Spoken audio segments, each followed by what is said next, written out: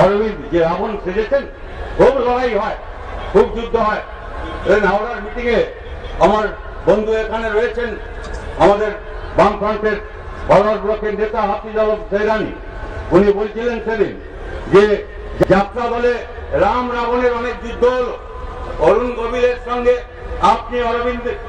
ওর লড়াই আপনি দেখে থাকবেন টিভি সিরিয়ালে, কিন্তু ও ক্যামেরা যখন চলে যাবে, যখন ক্যামেরা না হয়ে ইন ক্যামেরা হবে, যখন যাত্রার যারা নায়ক নায়িকা তারা যখন গ্রিন রুমে যাবে, তখন উনি যেরকম বলছিলেন যে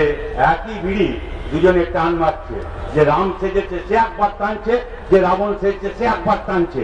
একই বিড়ি দুজনে টানছে। আর এই অরুণ গোভিল আর অরবিন্দ এরকম, আর আমাদের এখানে যিনি আছেন আমাদের মুখ্যমন্ত্রী আর দেশের প্রধানমন্ত্রী, ওদের যুদ্ধই এরকম, একই বিড়ি দুজনে টানছে।